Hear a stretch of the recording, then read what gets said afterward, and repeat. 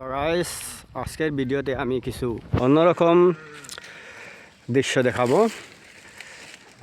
যা আমার অতীতের কথা মনে হয়ে যায়।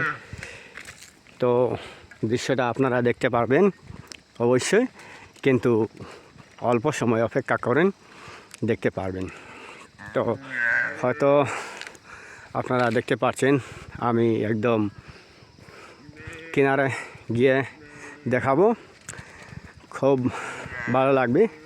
আর আমারও ভালো লাগছে, নিশ্চয়ই আপনাদেরও ভালো লাগবে। তো গাইস, আমি দেখানোর জন্য চেষ্টা করব, অল্প অপেক্ষা করুন। তো যদি আপনারা গ্রামের হয়ে থাকেন তাহলে আপনাদের নিশ্চয়ই এরকম গরু ছাগল নানান ধরনের নানান কিছু আছে। আর একসাথে যখন এতগুলো গরু দেখা যায় খুবই ভালো লাগে। আর বিকেলবেলাতে সবাই নিজে নিজের গরু নিজে বাড়িতে নিয়ে যাচ্ছে। আর জায়গাটা খুব সুন্দর, এত সুন্দর দৃশ্য, তাই আপনাদেরকে অল্প শেয়ার করলাম। এই যে দেখেন, তো আজকের ভিডিওতে আমি এরকম সব দেখাবো।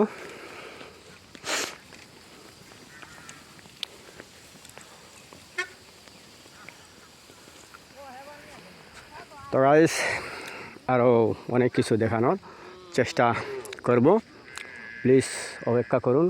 আর এর সাথে এই জায়গাটাও দেখুন। আর এখানে নদীর জল অল্প জমা ছিল, এই গরু যে এইগুলো জল খাচ্ছে, দেখতে ভালো লাগছে, খুব সুন্দর লাগছে।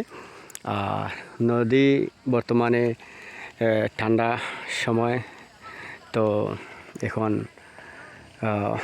শুকিয়ে গেছে, তাই নদীতে জল এত বেশি না, আছে দূরে আছে, অনেক দূরে আছে।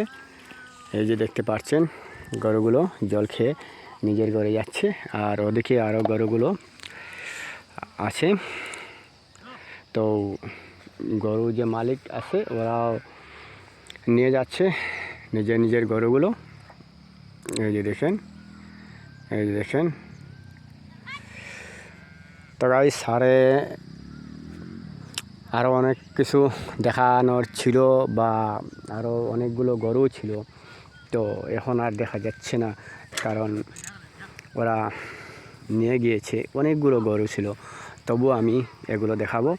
আর আমারও ছোট্টবেলার কথা মনে হয়ে যায়, এরকম খুবই ভালো লাগে দেখতে গ্রামের মধ্যে, তাই আমি আজকে আপনাদেরকে শেয়ার করলাম।